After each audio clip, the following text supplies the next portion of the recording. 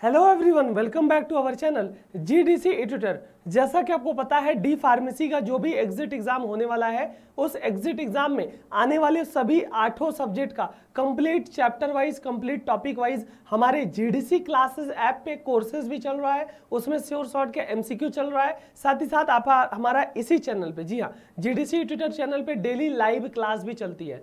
आपका हर दिन Monday to Saturday 9:30 बजे यकीन सीरीज चलती है और संडे को ये ब्रह्मास्त्र सेशन चलता है। इस ब्रह्मास्त्र सेशन में अगर बात करते हैं, ये मॉडल पेपर होता है। टोटल 100 क्वेश्चन आपको देखने को मिलते हैं और ये 100 क्वेश्चन उन सभी 8 सब्जेक्ट से होंगे जो 8 सब्जेक्ट आपका एग्जिट एग्जाम में पूछा जाएगा। तो भैया अगर आप ये सेशन कर रहे हो तो आपका एग्जिट एग्जाम निकल जाएगा, बहुत ही अच्छे से निकलेगा। इनमें हम सभी प्रकार के क्वेश्चन दिखाते हैं, सारे सब्जेक्ट के दिखाते हैं, जिससे आपको एक आइडिया लग सके कि एग्जाम में कैसे क्वेश्चन बनने वाले हैं। तो उसी में आज का जो हमारा ये ब्रह्मास्त्र सेशन संडे को होने वाला है 19 तारीख को, यानी कि 18 तारीख को ये होने वाला है। 18 अगस्त को संडे है, तो ये आपको रिकॉर्डिंग फॉर्म में मिल जाएगी। वैसे तो लाइव चलता है, लेकिन ये रिकॉर्डिंग फॉर्म में मिल जाएगी। और इससे पहले की जो यकीन सीरीज है, ब्रह्मास्त्र सीरीज है, उसका वीडियो देखना है तो श्योर शॉर्ट का फोल्डर बना होगा, प्लेलिस्ट बनी होगी, उस प्लेलिस्ट से जाके देख लीजिएगा। तो आज के क्वेश्चन को हम यहाँ पे देखना स्टार्ट करेंगे। अगर हम बात करते हैं पूरे शेड्यूल की, तो पूरे शेड्यूल की बात कर ले तो आपका यहाँ पे कह सकते हो आज के ब्रह्मास्त्र सेशन में टोटल 100 क्वेश्चन होंगे। अब ये 100 क्वेश्चन एग्जिट एग्जाम का एक तरीके से मॉडल पेपर हुआ, जिसमें स्टैटिस्टिक्स के आपके 18 क्वेश्चन देखने को मिलेंगे, लॉ एंड एथिक्स के आपके 8 क्वेश्चन देखने को मिलेंगे, फार्माकोलॉजी 32 क्वेश्चन होगा, बायोकेमिस्ट्री का 6 क्वेश्चन होगा, हॉस्पिटल क्लिनिकल फार्मेसी का 14 क्वेश्चन, फार्माकोग्नोसी का 10 क्वेश्चन, केमिस्ट्री का 10 क्वेश्चन और डीएसवीएम का 2 क्वेश्चन। टोटल 1 2 3 4 5 6 7 और 8 सब्जेक्ट आपके एग्जिट एग्जाम में आ रहे हैं पीसीआई के अकॉर्डिंग। और उन सभी 8 सब्जेक्ट का कंप्लीट हम यहाँ पे रिवीजन कराएंगे, विद प्रॉपर एक्सप्लेनेशन बताएंगे। तो लास्ट तक पूरे वीडियो में, पूरे सेशन में बने रहना। जो भी डाउट हो उसको कमेंट में लिख देना और यहाँ पे क्वेश्चन हम दिखाएंगे, बताएंगे। चलिए स्टार्ट कर देते हैं डियर। पहला क्वेश्चन यहाँ पे फार्मास्यूटिक्स का 18 क्वेश्चन होगा। इन 18 क्वेश्चन को अच्छे से देखेंगे, जिसमें स्यूटिक्स के अंतर्गत पहला क्वेश्चन यहाँ पे क्या होने वाला है, पूछा गया है addition of tablet material to die wall is called as. जी हाँ, टैबलेट के मटेरियल का चिपक जाना, एडेशन हो जाना डाई वॉल से। जी हाँ, जो आपकी डाई होती है, जो पंच करती है, कंप्रेस करती है, उसके डाई वॉल से जब मटेरियल स्टिक हो जाता है, क्या हो जाता है, चिपक जाता है, एडेशन हो जाता है, उसे मॉटलिंग बोलेंगे, स्टिकिंग बोलेंगे, लैमिनेशन या कैपिंग। देखो एडेशन का मतलब चिपकना होगा, और ऑप्शन में भी स्टिकिंग देख सकते हो। स्टिकिंग का मतलब स्टिक हो जाना, चिपक जाना, मटेरियल डाई वॉल से चिपक जाना स्टिकिंग कहलाएगा। और जो मॉटलिंग हुआ ना, मॉटलिंग क्या होगा, अनइवन कलर का डिस्ट्रीब्यूशन हुआ। लेमिनेशन टैबलेट 2 या 2 से अधिक लेयर में टूट जाना, वो लेमिनेशन कहलाता है। और कैपिंग में भी आपका कह सकते हो ना, सिंपली यहाँ पे देख सकते हो ना कि कैपिंग में क्या हुआ, यहाँ पे जब टॉप ऑफ द टैबलेट आपका टूट जाता है टैबलेट से, तो वो कैपिंग हो गई।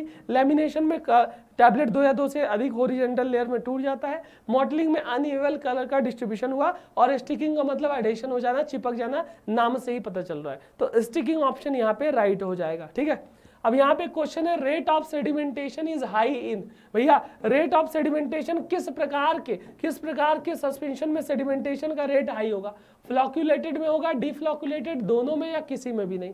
तो भैया ये बताओ, जब छोटे छोटे पार्टिकल आपस में जुड़ करके फ्लॉक्यूल्स बना लेंगे, बड़ा पार्टिकल बना लेंगे, फ्लॉक्यूल्स बना लेंगे, जब वो बड़ा हो जाएगा तो जल्दी जल्दी सेडिमेंट होगा कि नहीं। तो सिंपली जो फ्लॉक्यूलेटेड सस्पेंशन होगा ना, फ्लॉक्यूलेटेड सस्पेंशन में जो सेडिमेंटेशन की रेट होगी वो हाई होगी। किसमें, फ्लॉक्यूलेटेड सस्पेंशन में रेट ऑफ सेडिमेंटेशन हमेशा हाई होगा, जबकि आपका कह सकते हो यहाँ पे डिफ्लॉक्यूलेटेड में लो होगा। फ्लॉक्यूलेटेड लूज एग्रीगेट होता है, डिफ्लॉक्यूलेटेड आपका सेपरेट एंटिटीज में होती है ना। सेडिमेंटेशन इसमें जल्दी होगा और इसमें स्लोली होगा। यही चीज तो पूछी गई है। सस्पेंशन से भी क्वेश्चन बनता है, उसको भी आपको तैयार करके जाना होगा।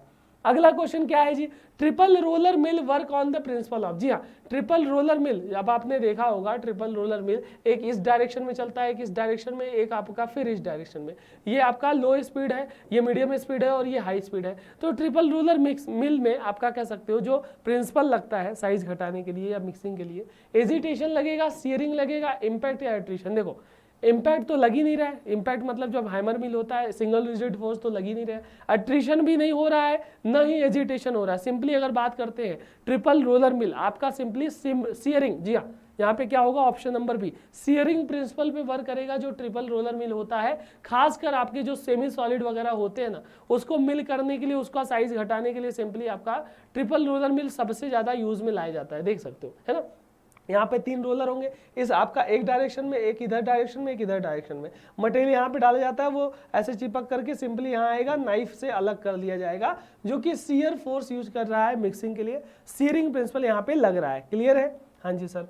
आगे चलते हैं, अगला क्वेश्चन यहाँ पे क्या होने वाला है, उससे पहले आप जान लो, एक व्हाट्सएप ग्रुप है, एक व्हाट्सएप ग्रुप है जिसमें आपको एग्जिट एग्जाम के जो भी आपके नोट्स होते हैं, जो भी पीडीएफ्स होते हैं, जो भी आपके हेल्पफुल कंटेंट होते हैं, वो सारी की सारी अपडेट वगैरह इस व्हाट्सएप ग्रुप में आती है। तो भैया इस व्हाट्सएप ग्रुप में जुड़ जाओगे तो आपको सारी अपडेट मिलती रहेगी।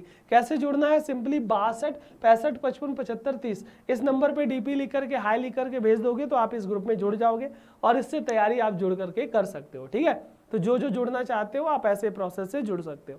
चलिए आगे चलते हैं जी। अगला क्वेश्चन क्या है, an ingredient used to improve flow properties of granules into a die for compression during the tablet formulation is. भैया ऐसा कौन सा इंग्रेडिएंट है, डाई में जब आप हॉपर में डालते हो तो पाउडर की ग्रेन्यूल की फ्लो प्रॉपर्टी बढ़ाता है। ग्रेन्यूल की फ्लो प्रॉपर्टी बढ़ाएगा तो अच्छे से पंचिंग होगी, अच्छे से आपका कह सकते हो कंटेंट यूनिफॉर्मिटी आएगी कि नहीं आएगी। तो वो जो ग्रेन्यूल होता है, ग्रेन्यूल की फ्लो प्रॉपर्टी बढ़ाता है, उस एक्सिपिएंट को क्या बोलेंगे, डिसइंटीग्रेंट बोलेंगे, ग्लाइडेंट, सर्फेक्टेंट या लुब्रिकेंट। तो देखो डिसइंटीग्रेंट क्या होता है, जो टैबलेट को तोड़ने में मदद करता है, तो फ्लो प्रॉपर्टी की बात ही नहीं आई। सर्फेक्टेंट क्या होता है, सस्पेंशन में होता है, जो कि सस्पेंशन को सस्पेंड करने में हेल्प करता है। वहीं पे लुब्रिकेंट क्या होता है, फ्रिक्शन को रिड्यूस करेगा। लेकिन फ्लो प्रॉपर्टी को बढ़ाने की जहां पे बात आएगी, ग्लाइडेंट होगा, है ना। जब आपके पाउडर की फ्लो प्रॉपर्टी को बढ़ाने की बात आती है तो उस टाइम किसकी बात आती है, ग्लाइडेंट। ग्लाइडेंट एक ऐसा एक्सिपिएंट है जो कि आपके टैबलेट के फॉर्मुलेशन में यूज किया जाएगा और वो सिंपली आपका फ्लो प्रॉपर्टी को इंप्रूव करेगा। सर्फेक्टेंट तो सस्पेंशन में एक तरीके से सस्पेंड करता है, वेटिंग एजेंट की तरह वर्क करेगा। डिसइंटीग्रेंट आपका कह सकते हो टैबलेट को तोड़ने में, ब्रेकअप करने में हेल्पफुल होगा। लुब्रिकेंट क्या होता है, फ्रिक्शन को रिड्यूस करेगा टैबलेट को जब इंजेक्शन होता है, तो उस दौरान आपका ये सारी चीजें देख सकते हो।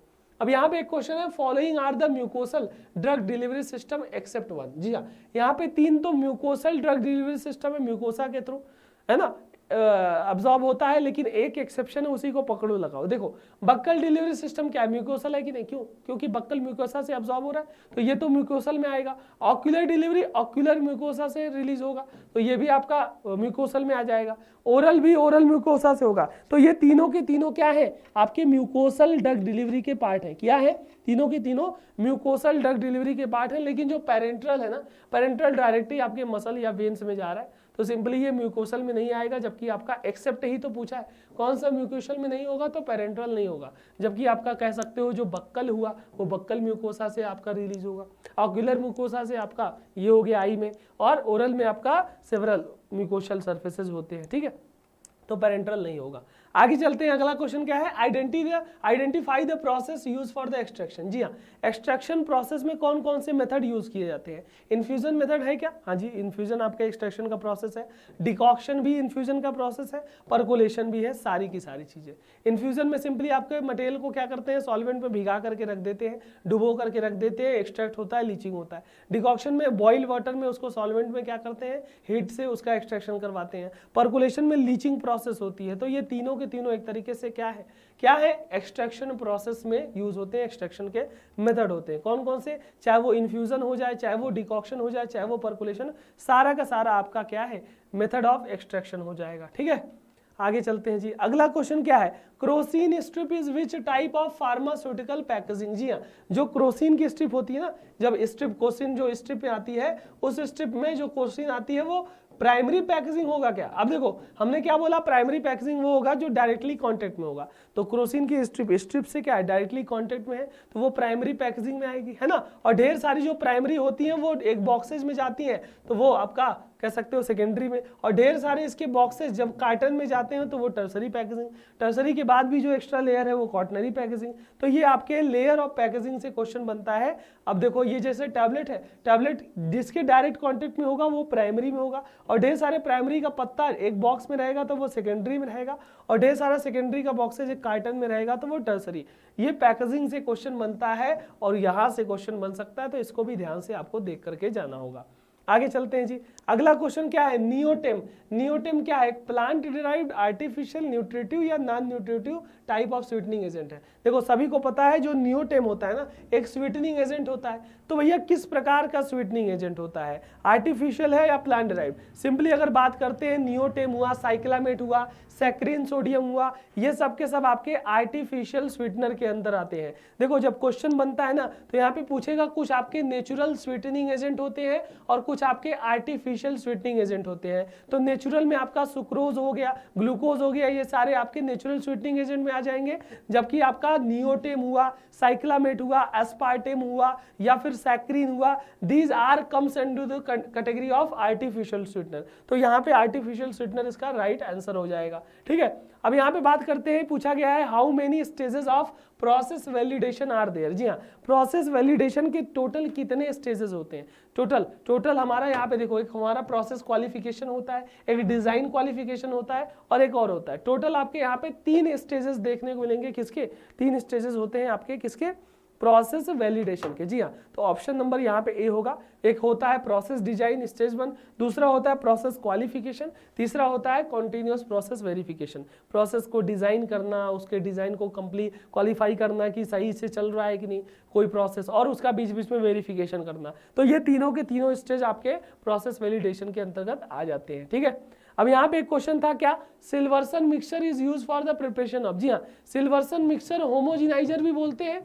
सिल्वर्सन मिक्सचर होमोजिनाइजर या सिल्वर्सन इमल्सीफायर भी बोलते हैं। क्या बोलते हैं, इमल्सीफायर बोलते हैं। तो इमल्सीफायर क्यों बोलते हैं, क्योंकि ये हाई स्पीड से रोटेट करता है ना, हाई स्पीड से रोटेट करेगा तो इमल्सन को बनाने के लिए यूज किया जाएगा। तो सिंपली जो सिल्वर्सन मिक्सर होता है ना, ये किसके प्रिपरेशन में यूज होगा डियर, इमल्सन के प्रिपरेशन में सिल्वर्सन होमोजिनाइजर वाइडली यूज किया जाता है। तो ऑप्शन नंबर यहाँ पे बी होगा। देखो कुछ ऐसा दिखता है और यहाँ पे कह सकते हो ये होमोजिनाइजर, ये मिक्सर आपका इमल्सन को प्रिपेयर करता है, इमल्सन की जो ग्लोब्यूल्स हैं उनको तोड़ता भी है, उनको मिक्स भी करता है और होमोजिनाइज करने का यहाँ पे काम कर दिया। ठीक है, अब आगे चलते हैं जी। अगला क्वेश्चन यहाँ पे क्या होने वाला है, which of the following formulation would not be applicable to ocular administration. लो भैया, आई में डिलीवरी के लिए, ऑक्यूलर में एडमिनिस्ट्रेशन के लिए कौन सा यहाँ पे कह सकते हो फॉर्मुलेशन यूज नहीं किया जाएगा। देखो आई में सोल्यूशन, आई ड्रॉप वगैरह डालते हो, हाँ जी डालते हैं। आई में सस्पेंशन वगैरह भी डालते हो, बिल्कुल डालते हैं। और आई का ऑइंटमेंट भी आता है, तो ये तीनों तो होंगे। लेकिन आई में लिनीमेंट जो रगड़ करके रबिंग करके दिया जाता है, टॉपिकल होता है ना, तो ये तो आई में नहीं होगा। ये तो पूछा गया है कौन सा फॉलोइंग फॉर्मुलेशन आपके आई प्रिपरेशन में एप्लीकेबल नहीं होगा। आई में जो अगर एप्लीकेबल नहीं होगा तो उसकी जब बात आएगी तो लिनीमेंट आएगा। लिनीमेंट आपके नॉट सुटेबल है, जबकि सोल्यूशन हो गया या सस्पेंशन हो गया या ऑइंटमेंट हो गया, ये सब आपके क्या है, आई के प्रिपरेशन के अंतर्गत आ जाते हैं। ठीक है, तो इस प्रकार से लिनीमेंट आपका नहीं होगा। फिर आगे चलते हैं जी। अगला क्वेश्चन क्या है, type B gelatin is use for the capsule is derived from. देखो जिलेटिन टोटल 2 प्रकार के होते हैं, एक होता है टाइप ए और एक होता है टाइप बी। तो यहाँ पे बोला गया है जो टाइप बी जिलेटिन है किससे पाया जाता है, ग्रीन बोन से, पॉर्क स्किन से, काउ स्किन से या सबसे। तो सिंपली अगर हम बात करते हैं टाइप बी आपका यहाँ पे पॉर्क स्किन से डिराइव्ड होगा, जबकि टाइप ए अगर पूछेगा तो आपका ग्रीन बोन से। टाइप ए आपका फ्रेश ग्रीन बोन से डिराइव्ड होगा और पॉर्क स्किन से आपका टाइप बी डिराइव्ड होता है। यहाँ पे देख सकते हो टाइप ए आपका क्या है, बोन से, और ये आपका पॉर्क स्किन से टाइप बी। टाइप ए आपका एसिड ट्रीटेड प्रिकर्सर होता है, टाइप बी अल्कली ट्रीटेड होता है। इसका इलेक्ट्रोइलेक्ट्रिक पॉइंट पीएच 9 होगा, इसका 4.7 होगा। तो 3 क्वेश्चन एक बन सकते हैं, कहाँ से ऑब्टेन्ड होता है और क्या इसका प्रिकर्सर होता है, अल्कली ट्रीटेड, एसिड ट्रीटेड, और पीएच कितना होता है आइसोइलेक्ट्रिक का। यहाँ से 3 क्वेश्चन आप तैयार कर सकते हो। आगे चलते हैं जी। अब अगला क्वेश्चन यहाँ पे क्या पूछा गया है, ध्यान दीजिए।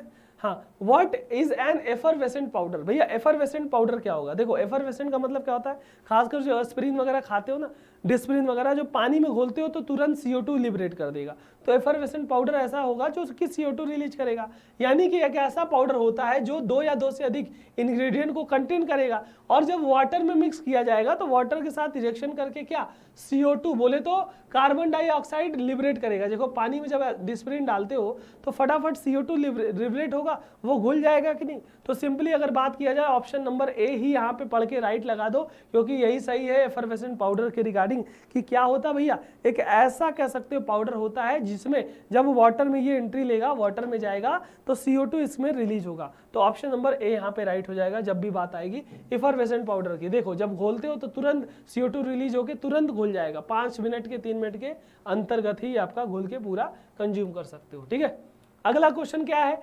Temperature of solution during dipping. जी हाँ, जब डिपिंग करते हो, जब कैप्सूल की सेल बनाते हो, कैप्सूल की सेल बनाते हो तो क्या होता है, उसके सोल्यूशन में उसको डाई को डिप करते हो। जब डिप करते हो ना डाई को कैप्सूल की सेल बनाने के दौरान, तो भैया वो 20 डिग्री टेम्परेचर होगा, 10 डिग्री होगा, 50 डिग्री होगा या 5 डिग्री होगा। तो सिंपली अगर बात करते हैं सोल्यूशन का टेम्परेचर डिपिंग करते हैं ना, उस टाइम 50 डिग्री होगा। याद कर लो, यहाँ से क्वेश्चन बनते हैं, कितना होगा, 50 डिग्री सेल्सियस टेम्परेचर होगा सोल्यूशन का जब डिपिंग करते हैं।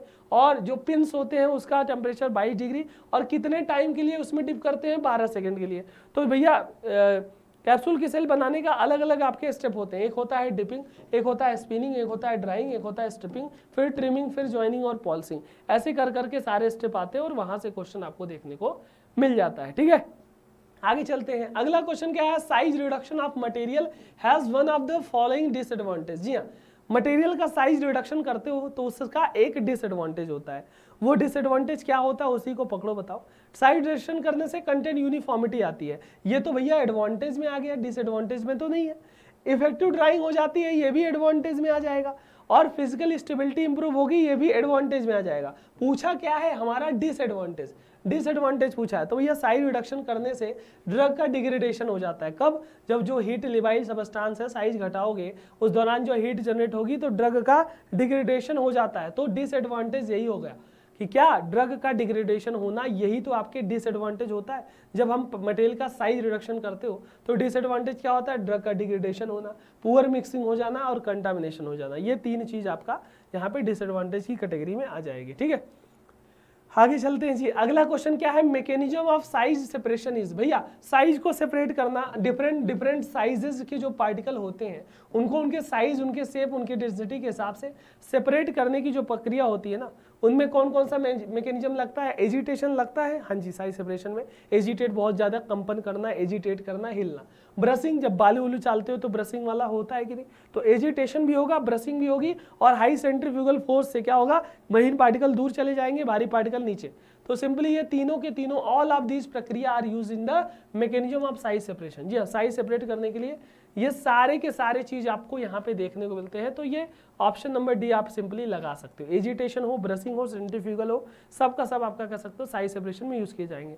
अब एक और क्वेश्चन है, fridge drawing is also known है। जी हाँ, फ्रिज ड्राइंग जो प्रक्रिया होती है उसे हम और क्या बोलते हैं, फ्रिज ड्राइंग को हम फर्स्टलिंग बोलेंगे, कैल्सिनेशन, लायोफिलाइजेशन या ट्रिपल पॉइंट। देखो फ्रिज ड्राइंग में क्या होता है, मटेरियल को फ्रोजन स्टेट में ले जा करके डायरेक्टली हीट देंगे वैक्यूम के लगा करके, तो भैया आपका उससे सॉलिड से डायरेक्टली वेपर में कन्वर्ट होता है बिना लिक्विड में कन्वर्ट हुए, तो भैया लायोफिलाइजेशन। क्या होगा, लायोफिलाइजेशन बोलते हैं। क्यों, क्योंकि फ्रोजन स्टेट में ला करके हम क्या करते हैं, ड्राइंग करते हैं, यानी कि डायरेक्टली जो सॉलिड होता है ना, सॉलिड होता है वो फ्रोजन स्टेट से आपका लिक्विड में कन्वर्ट हुआ, सब्लिमेशन की प्रक्रिया लगी। लायोफिलाइजेशन या क्रायोडेसिकेशन दोनों बोलते हैं। तो दोनों चीज आप यहाँ पे याद रखना। अब एक और क्वेश्चन है, which of the following is not a semi solid doses form. जी हाँ, इनमें से कौन सा सेमी सॉलिड डोजेस फॉर्म नहीं है। पेस्ट क्या है, सेमी सॉलिड है, बिल्कुल है। क्रीम भी सेमी सॉलिड है, सपोजिटरी भी सेमी सॉलिड है, लेकिन सेमी सॉलिड नहीं है क्या, सस्पेंशन। सस्पेंशन क्या है, लिक्विड डोजेस फॉर्म में आएगा ना, किसमें आएगा, लिक्विड डोजेस फॉर्म में आएगा। तो भैया यहाँ पे कौन सा नहीं है, कौन सा सेमी सॉलिड नहीं है फार्मास्यूटिकल डोजेस फॉर्म में। एक सॉलिड में आपका यूनिट टैबलेट कैप्सूल लोजेंसेस आता है, पाउडर डस्टिंग आता है। सेमी सॉलिड में क्रीम पेस्ट, जेल और सपोजिटरी आ जाता है। लिक्विड डोजेस फॉर्म में आपका मोनोफेजिक में सिरप, एलिक्सर सॉल्यूशन आ जाएगा, बाईफेजिक में सस्पेंशन और इमल्सन आ जाएगा, गैसियस में इनहेलेंट और एरोसॉल आ जाता है। तो अलग अलग डोजेस फॉर्म के क्लासिफिकेशन से क्वेश्चन बनता है, उसको देख सकते हो। तो ये रहे आपके 18 क्वेश्चन स्टैटिस्टिक्स के।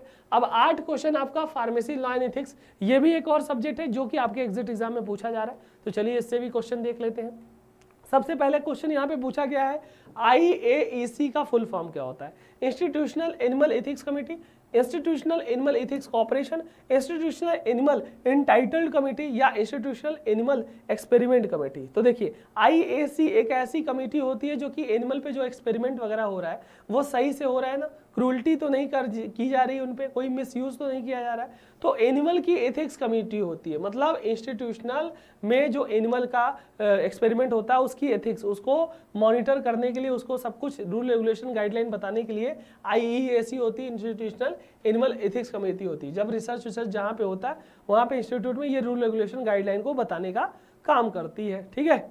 हाँ जी, आगे चलते हैं। अगला क्वेश्चन क्या है, the price fixed by the government for a new drug according to the provision of DPCO 2013 is called. जी हाँ, जो प्राइस फिक्स की जाती है किसके द्वारा, गवर्नमेंट के द्वारा। जब कोई नई ड्रग आती है उस नई ड्रग का प्राइस आपके गवर्नमेंट के द्वारा फिक्स की जाती है, क्योंकि ड्रग प्राइस कंट्रोल ऑर्डर जो एक्ट है 2013 उसके अकॉर्डिंग वही प्राइस फिक्स होता है। तो जो DPCO के अकॉर्डिंग जो प्राइस फिक्स की जाती है गवर्नमेंट के द्वारा वो क्या कहलाएगी, प्रोडक्ट की सीलिंग प्राइस बोली जाएगी, रिटेल प्राइस, शेड्यूल्ड प्राइस या फिर होलसेल प्राइस। तो भैया उस टर्म को बोलेंगे जब प्राइस फिक्स किया जाता है, सीलिंग प्राइस। जी हाँ, सीलिंग प्राइस क्या होती है, सिंपली आपका यह प्राइस होती है जो कि फिक्स की जाती है किसके द्वारा, गवर्नमेंट के द्वारा। जब भी कोई आपका फॉर्मुलेशन आता है उसकी एक सीलिंग प्राइस यहाँ पे बोला जाएगा, ठीक है। तो ऑप्शन नंबर ए वाला राइट हो जाएगा। अब यहाँ पे एक क्वेश्चन है, क्या है, पेटेंट हेड ऑफिस सिचुएटेड है। जी हाँ, पेटेंट का हेड ऑफिस, पेटेंट करवाते हो कोई चीज को, फॉर्मुलेशन वगैरह को, तो उसका हेड ऑफिस कहाँ होता है भैया, कोलकाता में है, मद्रास में है, बॉम्बे में है अथवा दिल्ली में। तो देखिए जो पेटेंट का हेड ऑफिस होता है ना वो सिंपली सिचुएटेड होता है कोलकाता में। जी हाँ, यहाँ पे आप नोट डाउन कर लीजिए, क्वेश्चन पूछा जाएगा। पेटेंट हेड ऑफिस आपका कोलकाता में है, ब्रांच ऑफिस आपका चेन्नई, न्यू दिल्ली और मुंबई में है, ठीक है। ट्रेडमार्क रजिस्ट्री मुंबई में हेड ऑफिस है, ब्रांच ऑफिस यहाँ है, कॉपीराइट रजिस्ट्री दिल्ली में है। तो अलग अलग आपके कह सकते हो जो मेन आपके इंटेलेक्चुअल प्रॉपर्टी राइट्स वाले हेड ऑफिस हैं, अलग अलग जगह सिचुएटेड है। एक और क्वेश्चन है, बायोफार्मास्यूटिकल क्लासिफिकेशन सिस्टम। जी हाँ, BCS क्लासिफिकेशन सिस्टम को टोटल कितने क्लासेज में बांटा गया है। जी हाँ, 3 में, 4 में, 5 में या 8 में, भैया total 4। BCS class 1, class 2, class 3 और क्लास 4। सिंपली किसमें बोला जाएगा, यहाँ पे 4 टाइप में क्लासीफाई किया गया है। क्लास 1 क्या होता है, high solubility high permeability. Class 2 लो सॉल्युबिलिटी हाई परमेबिलिटी। क्लास 3 आपका हाई सॉल्युबिलिटी लो परमेबिलिटी, और वहीं पे क्लास 4 आपका लो सॉल्युबिलिटी और लो परमेबिलिटी। ये 4 क्लास होते हैं BCS क्लासिफिकेशन के, वहां से भी क्वेश्चन आता है। अब चलिए, बहुत से बच्चे जो एग्जिट एग्जाम की तैयारी कर रहे हैं, एग्जिट एग्जाम जिनको देना है, उनके D pharmacy exit exam at your finger tips उनके लिए बुक है। ये बुक कहाँ पे अवेलेबल है, GDC क्लासेस ऐप पे। तो भैया GDC क्लासेस ऐप पे जाओगे, इस दोनों बुक का नाम डाल देना, तो एक थ्योरी बुक है और एक MCQ की ऑब्जेक्टिव बुक है। क्या फायदा है भैया, जितने भी 8 सब्जेक्ट आ रहे हैं ना, उनका भी कंप्लीट 8 सब्जेक्ट का chapter wise, topic wise hard binding book है, कलर्ड फॉर्म में बुक है, एकदम table form, chart form, mnemonics form में इजी टू अंडरस्टैंड आपकी बुक बनाई गई है। एक एक टॉपिक की थ्योरी पढ़ा, उसका यहाँ से MCQ लगा लिया, थ्योरी पढ़ो MCQ लगाओ, थ्योरी पढ़ो MCQ लगाओ, ऐसे कर करके पूरा एकदम टॉपिक क्लियर हो जाएगा, पूरा एकदम एग्जिट एग्जाम का सारा कॉन्सेप्ट रिवाइज हो जाएगा। और ये बुक अगर आप मंगा रहे हो तो GDC क्लासेस ऐप पे जाके मंगा सकते हो, या डिस्क्रिप्शन में इसकी लिंक भी डल जाएगी, वहां से आप मंगा लेना और ट्राई कर लेना, है ना। तो उसको आप परचेज कर सकते हो, ठीक है। आगे चलते हैं जी। अगला क्वेश्चन क्या है, standards for umbilical tapes comes under the which schedule. जी हाँ, अम्बेलिकल जो टेप्स होते हैं उनका स्टैंडर्ड किस शेड्यूल के अंतर्गत आएगा, F1, F2, F3 या FF। देखिए अगर हम बात करते हैं अम्बेलिकल टेप का शेड्यूल, सिंपली आपके F3 के अंतर्गत, किस शेड्यूल में आएगा, F3 के अंतर्गत। वहीं पे आपका देख सकते हो F3 में आपका अम्बेलिकल टेप का शेड्यूल स्टैंडर्ड को बताया गया है, FF में आपका जो ऑप्थेल्मिक प्रिपरेशन है उसके स्टैंडर्ड को बताया गया है, F2 में आपका कह सकते हो जो सर्जिकल ड्रेसिंग्स होती है उसके स्टैंडर्ड को, F1 में आपका जो बैक्टीरियल वैक्सीन, वायरल वैक्सीन होती है उनके स्टैंडर्ड को, और आपका F में आपका जो ऑपरेशंस ऑफ ब्लड बैंक होती है उनके रिक्वायरमेंट क्या क्या होती हैं वो शेड्यूल F में बताया गया है। तो ये सारे F से रिलेटेड शेड्यूल से क्वेश्चन बनते हैं, तो उसको भी याद कर लीजिएगा। एक और क्वेश्चन है, according to schedule P the life period of insulin injection. भैया शेड्यूल P में क्या बोला गया है, लाइफ पीरियड ऑफ ड्रग के बारे में बात की गई है। तो भैया शेड्यूल P के अकॉर्डिंग जो इंसुलिन होता है, इंसुलिन का लाइफ पीरियड कितना बताया गया है, 24 महीना, 12 मंथ, 18 मंथ अथवा 6 मंथ। तो भैया सिंपली अगर हम बात करते हैं किसकी, इंसुलिन के लाइफ पीरियड की, तो 24 मंथ्स होगा। क्या होगा, 24 मंथ्स आपके इंसुलिन का लाइफ पीरियड बताया गया है ना, कूल प्लेस में स्टोर किया जाता है। एम्पिसिलिन का 30 महीने, फिर एम्पिसिलिन सोडियम का आपका 36, एम्पिसिलिन 36, एड्रामाइसिन 30, अलग अलग जो आपके इंजेक्शन होते हैं या ड्रग होते हैं उनके लाइफ पीरियड और सेल्फ लाइफ की बात की जा रही है, ठीक है। अब यहाँ पे बोला गया है the license to import drug for the purpose of examination and test of analysis is issued in. जी हाँ, जो इम्पोर्ट वाली ड्रग होती है उसका एग्जामिनेशन करने के लिए, उसकी टेस्टिंग करने के लिए, उसकी एनालिसिस करने के लिए जो लाइसेंस इशू किया जाता है ट्रेड को, कंपनी को, उस लाइसेंस को इशू करने के लिए कौन सा फॉर्म होगा? फॉर्म नंबर 11, फॉर्म नंबर 20 में इशू किया जाएगा, फॉर्म नंबर 21 में या फॉर्म नंबर 29 में। ठीक है, तो इंपोर्ट वाला लाइसेंस को फॉर्म नंबर 11 में, ऑप्शन नंबर यहाँ पे क्या होगा?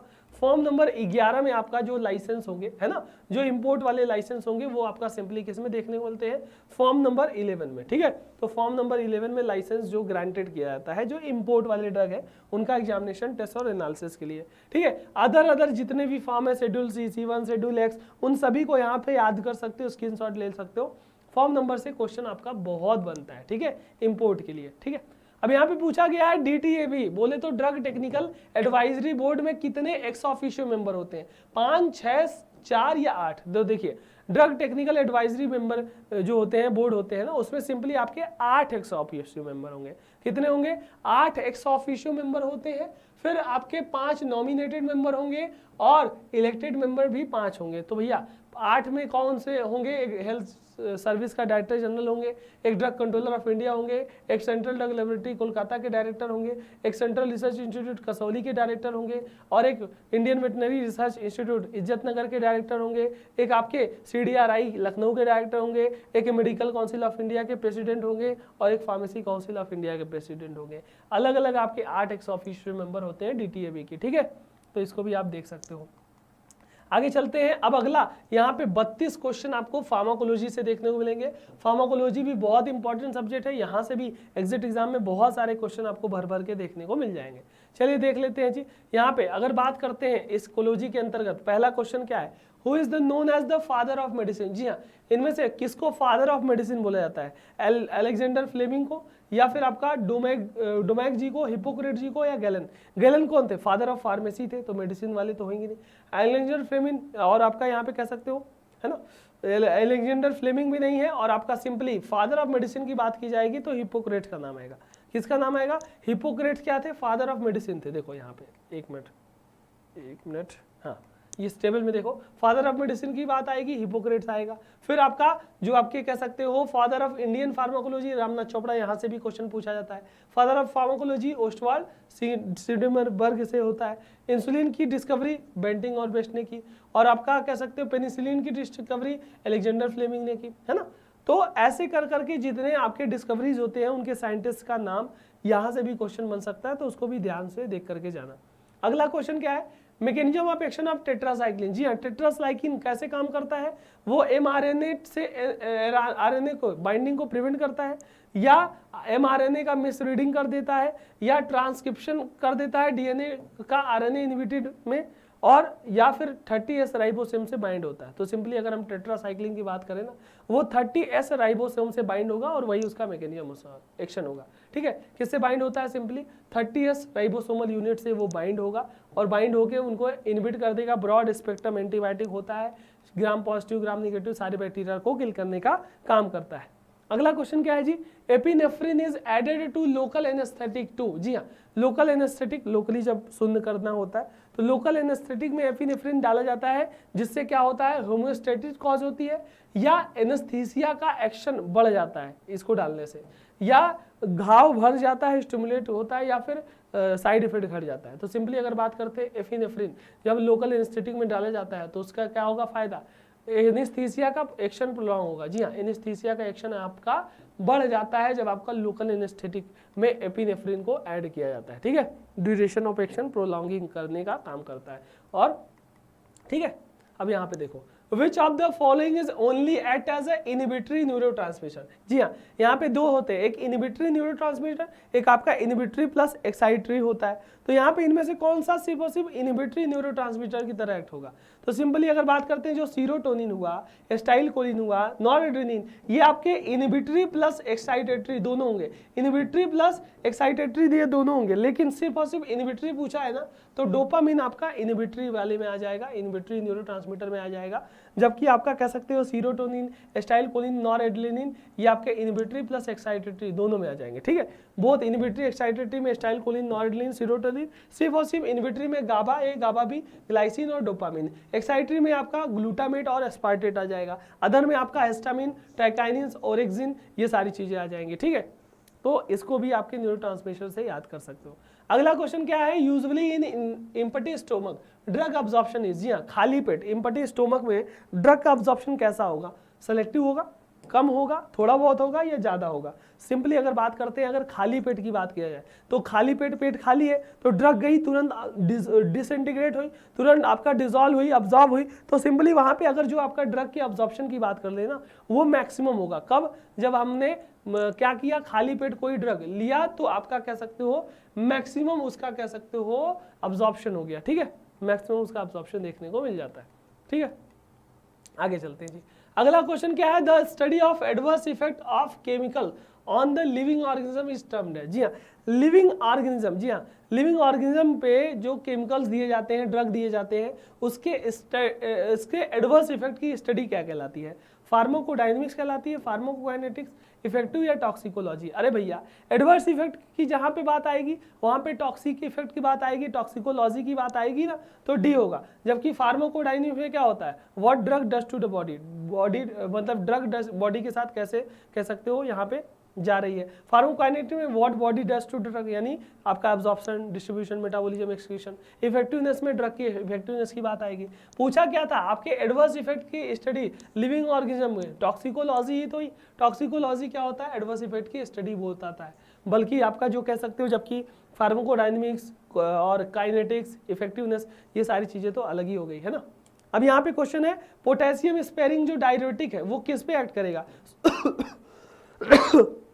सोडियम पोटेशियम पंप पे एक्ट करता है, एल्डोस्टेरोन रिसेप्टर पे, कार्बोनिक एनहाइड्रेज रिसेप्टर पे, या सोडियम क्लोराइड सिम्पोर्टर पे। तो सिंपली अगर जितने भी पोटेशियम स्पेयरिंग डाययूरेटिक होता है ना, आपने देखा होगा वो एल्डोस्टेरोन रिसेप्टर पे एक्ट करेंगे। किस पे एक्ट करेंगे, सिंपली एल्डोस्टेरोन रिसेप्टर पे एक्ट करते हैं। और ये आपके पोटेशियम स्पेयरिंग डाययूरेटिक की कह सकते हैं, जो स्पाइरोलेक्टिन हुए, एलिरिनोन हुए, अमीलोराइड हुआ, ये सब आपका किस पे, एल्डोस्टेरोन पे जो किडनी में होता है उसमें एक्ट करेंगे, ठीक है। अब यहाँ पे अगला क्वेश्चन है, which one of the following is an advantage of parenteral route of administration. चलो भैया, पेरेंटली आप कोई ड्रग एडमिनिस्ट्रेट करते हो उसका क्या एडवांटेज होगा, इन्फेक्शन हो जाएगा क्या, ये तो डिसएडवांटेज हो जाएगा। या टेक्निकल और ट्रेन पर्सन चाहिए वो पेरेंटल लगाने के लिए, ये भी डिसएडवांटेज होता है कि सब कुछ कोई नहीं लगा सकता। और सेफ्टी लेवल इज थोड़ा सा लो है ना, तो ये भी थोड़ा सा डिसएडवांटेज हुआ। यहाँ पे एडवांटेज पूछा है, एडवांटेज यही है कि भैया फर्स्ट पास मेटाबॉलिज्म इसमें नहीं होता। जैसे हमने क्या किया, वैसा दवाई वही खाते हो, टैबलेट नॉर्मल ओरल वाला खाते हो तो उसमें फर्स्ट पास मेटाबॉलिज्म देखने को मिलता है। लेकिन पेरेंटल क्या होता है, डायरेक्टली ब्लड में, डायरेक्टली सिस्टमिक सर्कुलेशन में जा रहा है और पूरा का पूरा जा रहा है, तो सिंपली इसमें कोई फर्स्ट पास मेटाबॉलिज्म देखने को नहीं मिलता। तो ये फर्स्ट पास मेटाबॉलिज्म को अवॉइड किया, कौन सा, parenteral route of drug administration हो गया, IM, IV, सबक्यूटेनियस, ये सारी चीजें ही तो होती है, ठीक है। अब यहाँ पे पूछा गया है भैया एस्पिरिन का मैकेनिज्म ऑफ एक्शन बताइए, क्या करता है, COX-2 को प्रेफरेंशियली इनहिबिट करेगा, या फिर COX-1 को इनहिबिट करता है, या COX-4 को इनहिबिट करता है और COX-2 को रिवर्सिबली इनहिबिट करेगा। जबकि आपका कह सकते हो COX-1 को इनहिबिट कर देगा और COX-2 को इरिवर्सिबली वो करेगा। तो सिंपली अगर हम एस्पिरिन की बात कर लें, एस्पिरिन के मैकेनिज्म ऑफ एक्शन की, COX-1 को इनहिबिट करेगा और COX-2 को इरिवर्सिबली आपका यहाँ पे इनहिबिट करने का काम करेगा। किसकी बात हो रही है, आपके यहाँ पे एस्पिरिन की बात हो रही है, जिसको एसिटिल सैलिसिलिक एसिड भी बोलते हैं, ठीक है। हाँ जी, आगे चलते हैं जी। अगला क्वेश्चन क्या है, which of the following is classified as medium efficacy diuretic. जी हाँ, इनमें से किसको मीडियम एफिकेसी डाययूरेटिक के तरीके से क्लासीफाई किया जाएगा। तो देखो यहाँ पे क्लोरथालीडॉन क्या है, मीडियम एफिकेसी है, फ्यूरेसामाइड मीडियम एफिकेसी है, अमीलोराइड है या ट्रायामेट्रिन है। देखो अब यहाँ पे अगर बात करते हैं फ्यूरोसामाइड तो आपका हाई सीलिंग डाययूरेटिक में आ जाएगा, है ना, अमीलोडाइन, और ये आपके कह सकते हैं पोटेशियम स्पेयरिंग डाययूरेटिक में आ जाएगा। लेकिन मीडियम एफिकेसी की बात की जा रही है, मीडियम एफिकेसी में आपका क्या होगा, ऑप्शन नंबर ए होगा क्या, क्लोरथालीडॉन। जी हाँ, क्लोरथालीडॉन आपका मीडियम एफिकेसी डाययूरेटिक में आ जाएगा, जबकि आपका जो फ्यूरोसामाइड हाई सीलिंग में आ जाएगा। और वहीं पे अगर बात करते हैं किसकी, है ना, वहीं पे अगर बात करते हैं आपका सिंपली देख सकते हो, जी हाँ, अम्योराइड और ट्रायामेट्रिन, ये आपके कह सकते हो हाई उसमें आ जाएंगे पोटेशियम स्पेयरिंग में। ठीक है, चलो यहाँ पे देखो पोटेशियम स्पेयरिंग में अम्योराइड और ट्रायामेट्रिन हो जाएगा, जबकि मीडियम एफिकेसी में थालिडोन आ जाएगा और हाई सीलिंग में फ्यूरोसामाइड आ जाएगा। ठीक है, ये पूरे डायरेक्टरी के क्लासिफिकेशन से बहुत क्वेश्चन बनते हैं, तो इसको भी आप देख करके चलो, है ना। आगे चलते हैं, अगला क्वेश्चन क्या है जी, which of the following angiotensin 2 receptor blocker shows antiplatelet action. जी हाँ, इनमें से कौन सा एंजियोटेंसिन 2 रिसेप्टर ब्लॉकर है जो कि एंटीप्लेटलेट एक्शन भी शो करेगा, यानी प्लेटलेट के एग्रीगेशन को रिवर्स करेगा, एडवर्स करेगा। तो सिंपली अगर बात किया जाए लोसाइटिन, वॉलसाइटिन या फिर इर्बेसाइटिन या फिर कैंडेसाइटिन, तो भैया एंटीप्लेटलेट एक्शन शो किया लोसाइटिन, जो भैया एंजियोटेंसिन 2 रिसेप्टर ब्लॉकर भी है, एंजियोटेंसिन रिसेप्टर को ब्लॉक किया और कह सकते हो एंटीप्लेटलेट एक्टिविटी भी इसके अंतर्गत देखने को मिल जाती है। तो यही वाला ऑप्शन हो जाएगा। ठीक है, अगला क्वेश्चन क्या है, tablet that are place under the skin. भैया ऐसा टैबलेट जो कि स्किन के अंदर प्लेस किया जाता है, इम्प्लांट किया जाता है, तो भैया इम्प्लांट ही तो हुआ। जीभ के नीचे वाले को सबलिंगुअल बोलेंगे।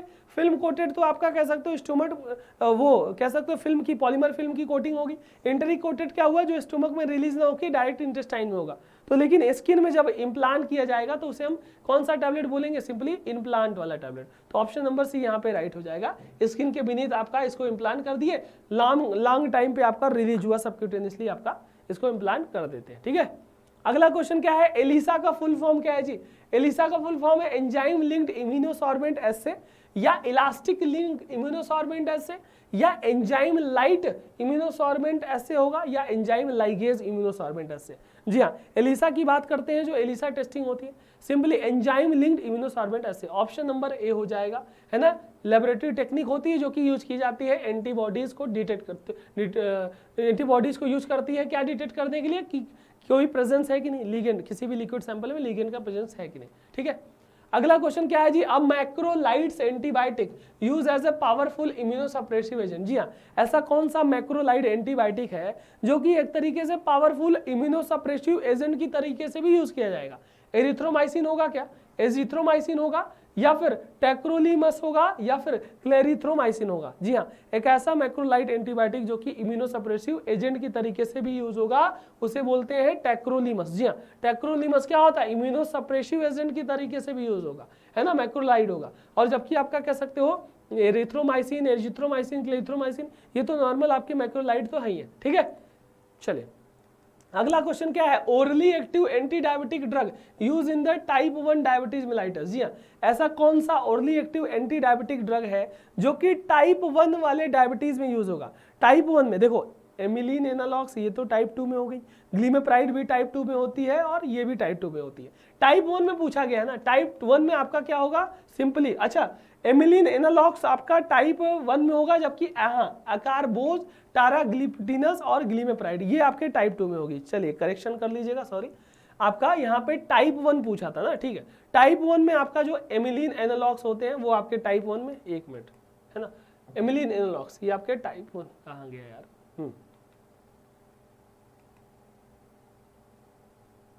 एक मिनट, हाँ जी देख सकते हो, हाँ क्या हुआ, एमिलीन एनालॉग्स। जी हाँ, एमाइलिन एनालॉग्स आपका टाइप 1 के सिंपली आपके डायबिटीज में देखने को मिलता है, जबकि आपका हाँ जी अकारबोज हुआ, ग्लीमेप्राइड हुआ, टाराग्लिपिटिनस हुआ, ये आपके टाइप 2 के मैनेज करते हैं, टाइप 2 डायबिटीज मेलाइटस को मैनेज करने का काम किए। ठीक है, चलिए आगे चलते हैं जी।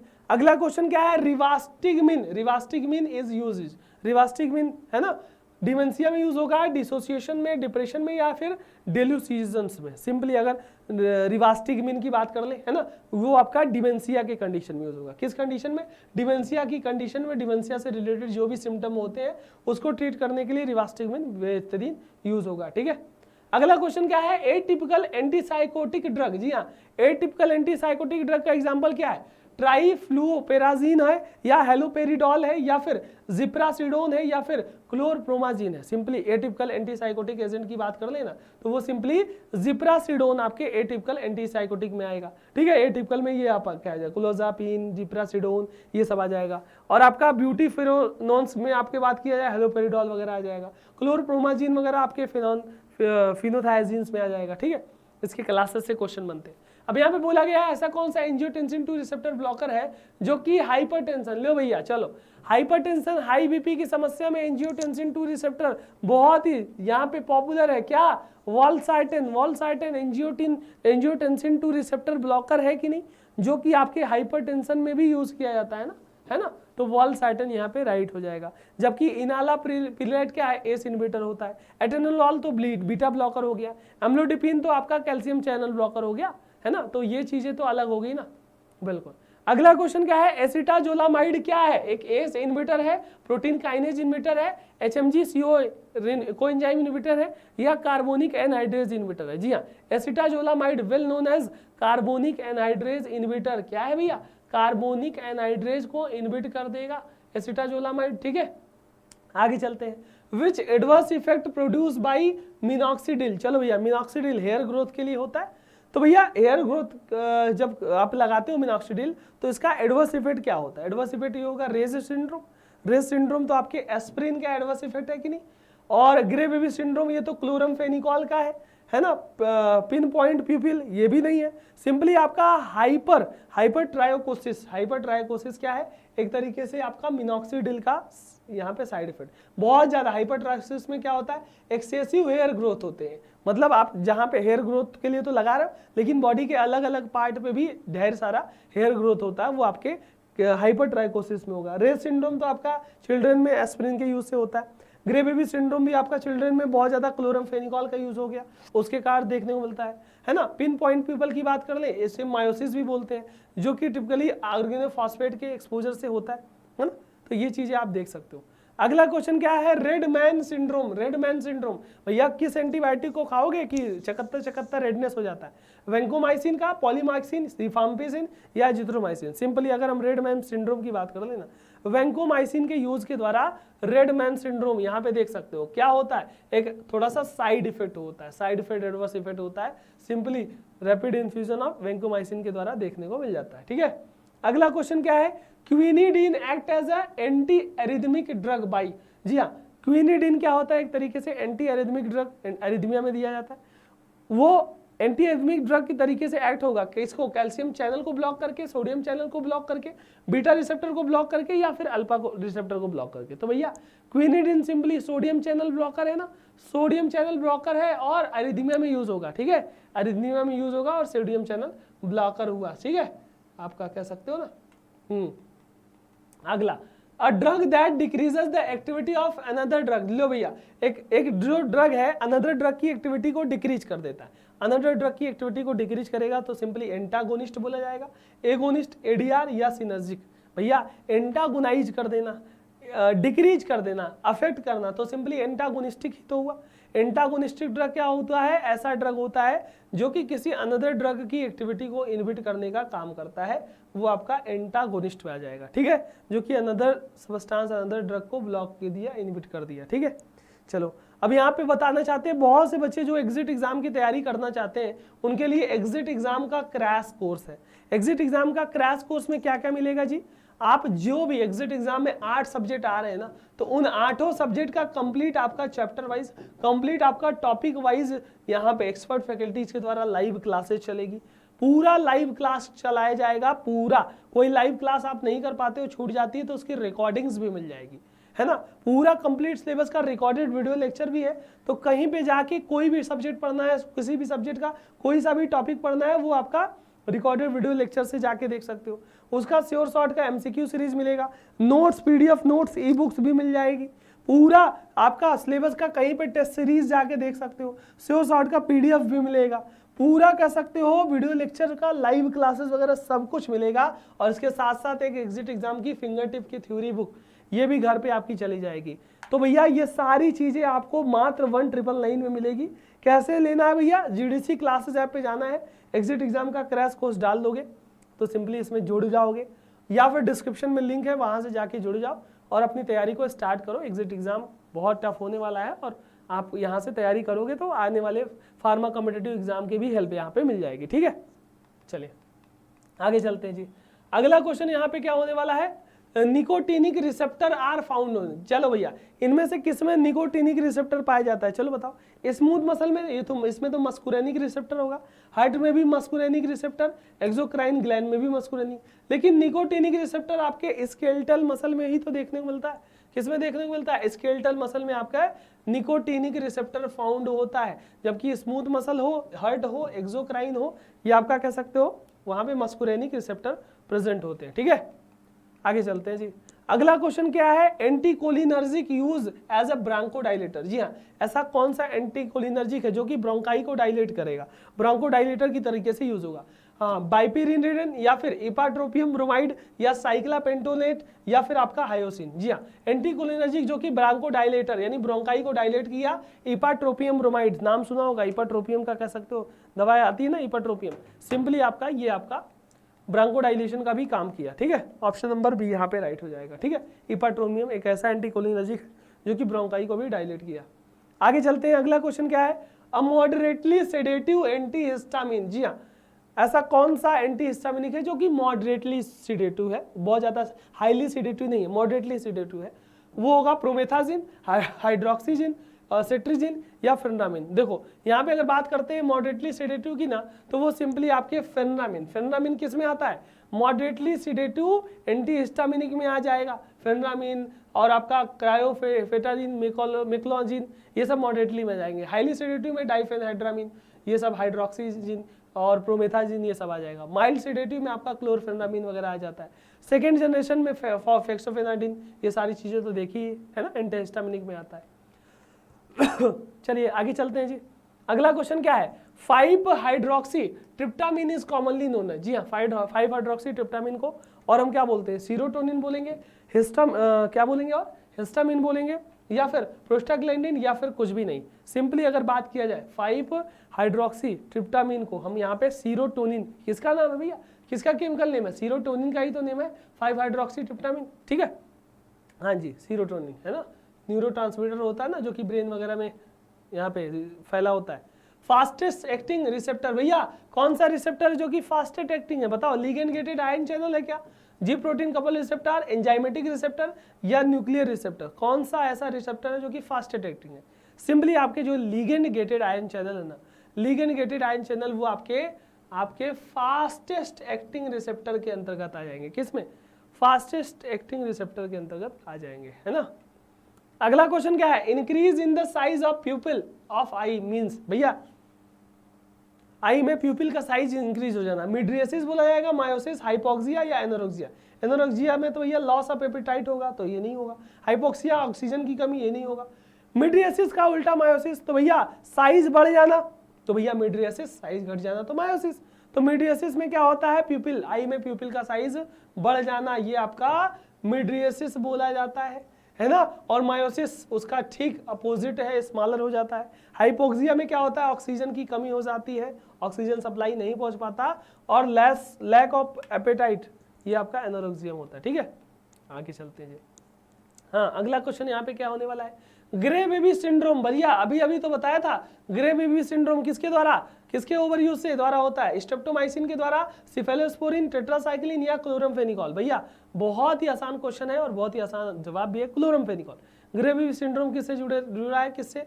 आपका क्लोरमफेनिकॉल। यहाँ पे पेल या ब्लू स्किन देखने को मिलती है, लेथर्जिक आई देखने को मिलती है, ये आपका ग्रे बेबी सिंड्रोम हुआ। ठीक है, अब बताओ टेरेटोजेनिक एक्शन क्या होता है? टेरेटोजेनिक का मतलब क्या होता है?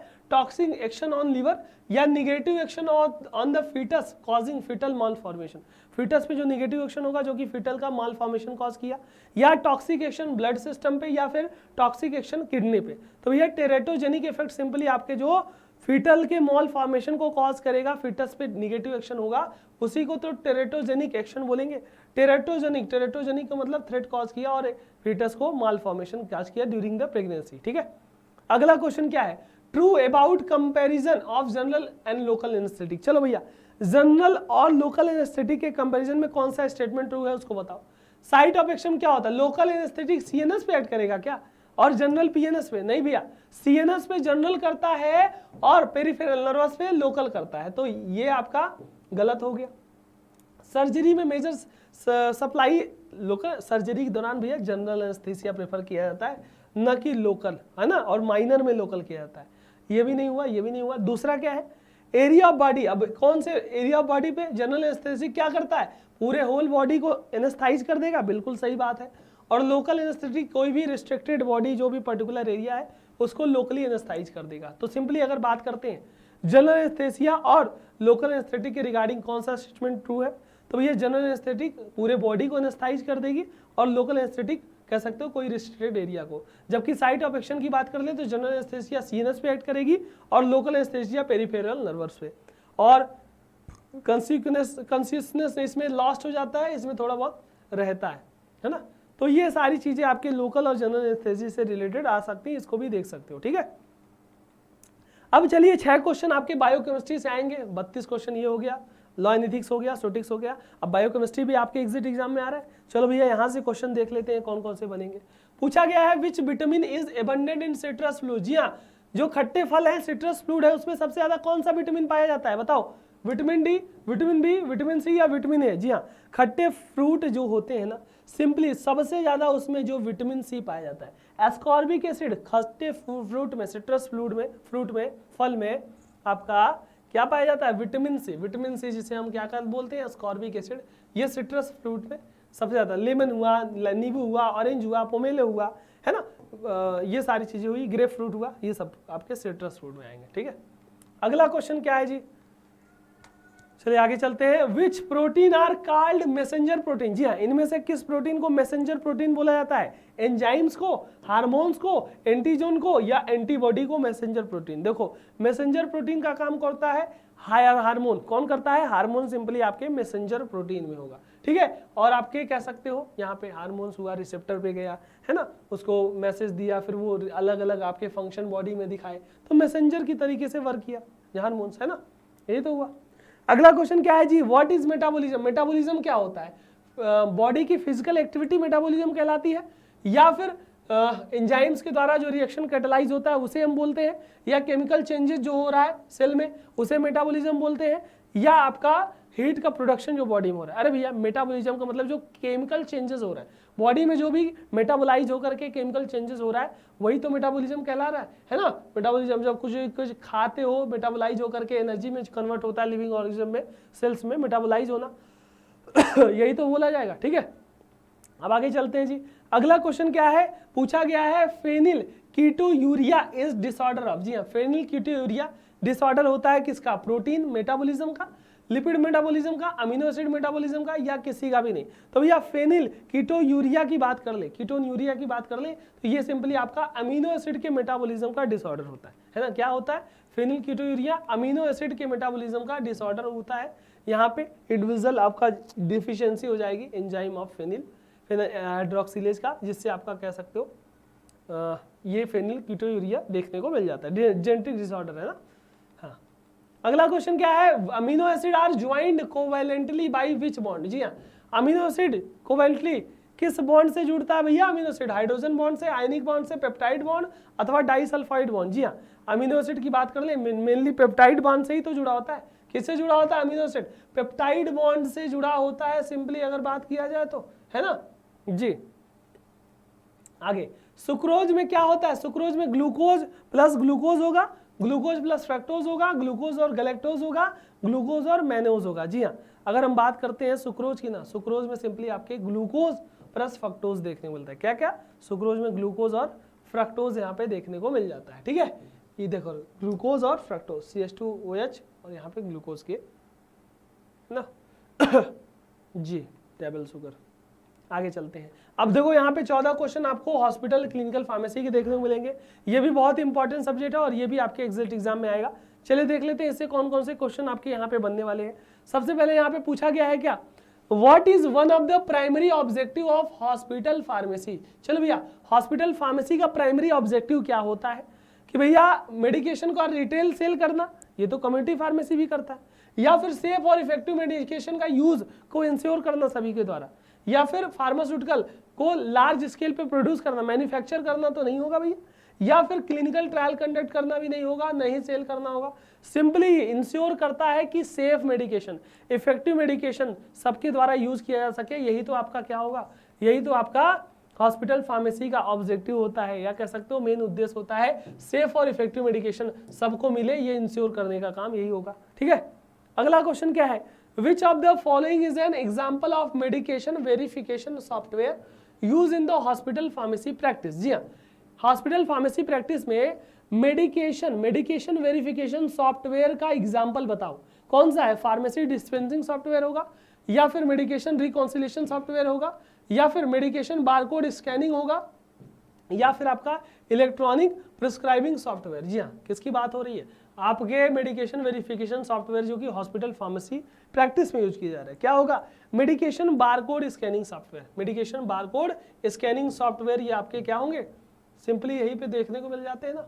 जी हाँ, देखो तो क्या होगा? मेडिकेशन बारकोड सॉफ्टवेयर हो जाएगा। अगला क्वेश्चन यहाँ पे क्या होने वाला है?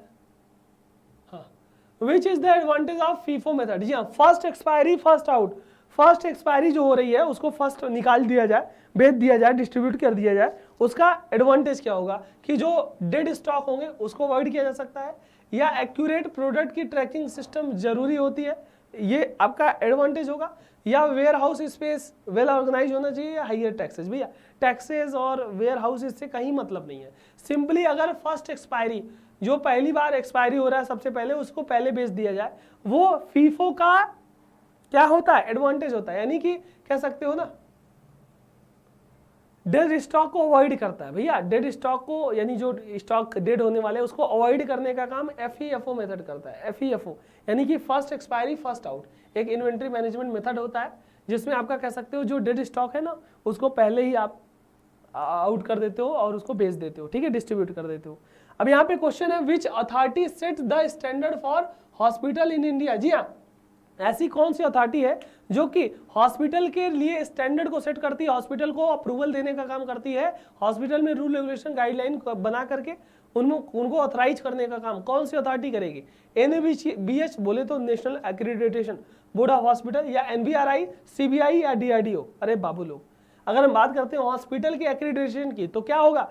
NABH बोले तो national accreditation board of hospital. मतलब ये क्या करती है? एक्रीडिटेशन देती है, मान्यता प्राप्त करती है, मान्यता देने का काम करती है जो हॉस्पिटल है, ताकि पेशेंट की सेफ्टी इंश्योर हो सके, उस हॉस्पिटल में सही तरीके से इलाज है कि नहीं, सारी रेगुलेशन फॉलो की गई कि नहीं, वो कौन बता रहा है? आपके हॉस्पिटल वाले। ठीक है, आगे चलते हैं जी। अगला क्वेश्चन क्या होने वाला है जी? जी हाँ, what type of medication error occur when an incorrect drug और डोजेज इज सेलेक्टेड? जी हाँ, जब कोई गलत ड्रग ही दे दी गई या गलत डोज ही दे दिया गया तो किस प्रकार का मेडिकेशन एरर हो रहा है? प्रिस्क्रिप्शन एरर हो रहा है, ओमिशन एरर हो रहा है, या फिर आपका कह सकते हो डिस्पेंसिंग एरर हो रहा है, या फिर कंप्लायंस एरर हो रहा है। जी हाँ, जब अगर बात किया जाए किसकी, जब हमने कोई गलत ड्रग दे दी या गलत ड्रग की कोई डोज ही गलत दे दी तो उस दौरान आपका प्रिस्क्रिप्शन एरर में आएगा। किस में आ जाएगा? वो आपका एरर आपके प्रिस्क्रिप्शन एरर में अंतर आ जाएगा। ठीक है, यानी कि जब हमने हेल्थ केयर प्रोवाइडर ने, प्रिस्क्राइबर ने गलत ड्रग या गलत डोज दे दी, है ना। ओमिशन एरर में क्या होता है? मेडिकेशन डोज मिस हो गई तो ओमिशन एरर में आ जाएगा। डिस्पेंसिंग एरर में क्या हुआ? फार्मासिस्ट के द्वारा ही गलत ड्रग गलत डोज दे दी गई, वो डिस्पेंसिंग एरर हुआ। कंप्लायंस एरर में क्या हुआ कि भैया ट्रीटमेंट रेजिमेंट फॉलो नहीं कर रहा, मतलब दवा का पालन ही नहीं कर रहा, तो उसमें जो एरर होता है कंप्लायंस एरर हो जाएगा। ठीक है, आगे चलते हैं जी। अगला क्वेश्चन क्या है? Which of the following is an aim of pharmacovigilance? जी हाँ, फार्माकोविजिलेंस का एम क्या है? एडवर्स ड्रग रिएक्शन, प्रोडक्ट की क्वालिटी, मेडिकेशन एरर को पहचानना। देखो फार्माकोविजिलेंस ADR को भी मॉनिटर करता है, प्रोडक्ट की क्वालिटी को भी यहाँ पे इंश्योर करने का काम करता है, और मेडिकेशन एरर को भी बताने का काम करता है। तो ये सारी की सारी चीजें, all of these are the क्या है? एम है फार्माकोविजिलेंस का। चाहे वो ADR को मॉनिटर, आइडेंटिफाई, असेस करने की बात हो, चाहे वो प्रोडक्ट की क्वालिटी को इंश्योर करने की बात हो, या मेडिकेशन के एरर की यहाँ पे बात हो, सारा का सारा किस में आएगा? फार्माकोविजिलेंस में आ जाएगा। ठीक है, हाँ। अगला क्वेश्चन क्या है? Antidote of morphine poisoning. चलो भैया, मॉर्फिन की पॉइजनिंग हो गई तो उसमें एंटीडोट, उसका काउंटर एक्ट करने के लिए इफेक्ट क्या दिया जाता है? बाल, BAL, या एट्रोपिन, या नेलोक्सोन, या फिर ऑक्सिम्स। चलो मॉर्फिन पॉइजनिंग की बात किया जाए तो वहां पे नेलोक्सोन आपके मॉर्फिन पॉइजनिंग में एज ए एंटीडोट आपका इस्तेमाल में लाया जाता है। क्या होगा भैया? नेलोक्सोन। देख सकते हो ना, यहाँ पे देखो नैलोक्सोन आपके मॉर्फिन पॉइजनिंग में हो गया, ऑर्गेनोफॉस्फेट पॉइजनिंग में एट्रोपिन और ऑक्सिम्स हो गया, मरकरी पॉइजनिंग में बीएल, आयरन में डिफेरोक्सामिन, पेनिसिलामिन आपके लेड और मरकरी में होता है एंटीडोट। फिर कॉमेरिन एंटोकोगुलेंट में विटामिन के, ट्राइसाइक्लिक एंटीडिप्रेसेंट में फाइसोस्टिगमिन, हिपैरिन में आपका प्रोटामिन होगा, एस्टामिनोफेन आपका एनिस्टिलस्टामिन। ठीक है, स्पेसिफिक एंटीडोट और स्पेसिफिक पॉइजन में आ जाते हैं। ठीक है, अगला क्वेश्चन क्या है, पेशेंट काउंसलिंग अगर कर रहे हो हॉस्पिटल फार्मासिस्ट के द्वारा पेशेंट की काउंसलिंग की जा रही है तो क्या होगा, ड्रग का केमिकल स्ट्रक्चर पता लगता है क्या पेशेंट काउंसलिंग से, या बिजनेस रिलेशनशिप फार्मासिस्ट से इंप्रूव होता है पेशेंट काउंसलिंग से, या ओल्ड एज का टाइम पास होगा पेशेंट काउंसलिंग से, या भैया मोटिवेट करते हैं पेशेंट काउंसलिंग में, पेशेंट को मोटिवेट किया जाता है कि कैसे मेडिकेशन लेना है ताकि उसका कंडीशन, उसका हेल्थ स्टेटस इंप्रूव हो सके। यही तो हुआ भैया, सी, यही तो हुआ। मेडिकेशन काउंसलिंग, पेशेंट काउंसलिंग में क्या होता है भैया, उसको काउंसिल किया जाता है, उसको बताया जाता है, समझाया जाता है कि क्या क्या चीजें करोगे, कैसे दवा का पालन करोगे जिससे तुम्हारी हालत सुधरेगी। तो ये आपका क्या हुआ, सिंपली मोटिवेट करना कि कैसे मेडिकेशन लेना है, क्या सही तरीका है, कोई एडवर्स इफेक्ट आ जाए तो क्या करना है, कोई साइड इफेक्ट आ जाए तो क्या करना है, कैसे सारी चीजें, ये आपके पेशेंट काउंसलिंग का हिस्सा हो गई। ठीक है, अब अगला क्वेश्चन क्या है, which are the essential feature of pharma software. भैया जो फार्मेसी के अंदर सॉफ्टवेयर होते हैं उसका एसेंशियल फीचर क्या होता है, टाइमली अलर्ट देने का काम करता है, या यूजर फ्रेंडली है, वर्साटाइल होता है, या कस्टमर को सेटिस्फाई करने का काम करता है, कस्टमर सेटिस्फेक्शन होता है इस सॉफ्टवेयर से। तो भैया फार्मा सॉफ्टवेयर जो कि कस्टमर का पूरा डेटा रखता है, पूरा सारी जानकारी रखता है, वो सारी की सारी टाइमली अलर्ट भी देने का काम करता है कि कब दवा डोज मिस है, क्या है, यूजर फ्रेंडली और वर्साटाइल भी होता है, कस्टमर को सेटिस्फाई भी करने का काम करता है। ये सारी की सारी चीजें आपके फार्मा सॉफ्टवेयर का एडवांटेज में आ जाएंगी। ठीक है, अगला क्वेश्चन क्या है, पीसीसी का फुल फॉर्म क्या है जी, पीसीसी का फुल फॉर्म है poison control centre, professional care clinic, या फार्मास्यूटिकल कंसल्टेशन सेंटर, या पब्लिक केयर सेंटर। जी हाँ, किसकी बात हो रही है, सिंपली आपके पीसीसी की बात हो रही है। पीसीसी यानी कि पॉइजन कंट्रोल सेंटर, क्या होगा, option number A poison control centre PCC होता है, यानी कि पॉइजन को कंट्रोल करना, पॉइजन का जो एक्सपोजर से लोग आते हैं, चाहे वो केमिकल हो, मेडिकेशन हो, हार्मफुल एजेंट हो, उसको कैसे कंट्रोल किया जा सके, कैसे एंटीडोट दिया जा सके, कैसे काउंटरएक्ट किया जा सके, यही पीसीसी के अंतर्गत आता है। ठीक है, अगला क्वेश्चन क्या है भैया, वीईडी एनालिसिस में डी का मतलब क्या होता है, वीईडी का मतलब देखो, वी का मतलब क्या होता है, वाइटल आइटम, ई का मतलब इसेंशियल आइटम, और डी का मतलब डिजायरेबल। तो भैया डी का मतलब डाटा नहीं होगा, डिराइवेशन नहीं होगा, डेली डिजायर नहीं होगा, क्या होगा, desirable item, option number B होगा। भैया वीडी एनालिसिस की बात कर ले तो डी आपका डिजायरेबल यानी ऑप्शन नंबर बी होगा। अब वीडी में जैसे क्या होता है, एक वाइटल आइटम जो कि बिना उसके हॉस्पिटल फंक्शन ही नहीं कर सकता, ई का मतलब इसेंशियल आइटम जिसके बिना आपका सर्विसेज अफेक्ट होंगी, और डी का मतलब अगर है तो ठीक है, नहीं है तो कोई बात नहीं। जैसे आपका oxygen supply, ET tube, ventilator, ये वाइटल आइटम है ना, इसके बिना फंक्शन नहीं कर सकता।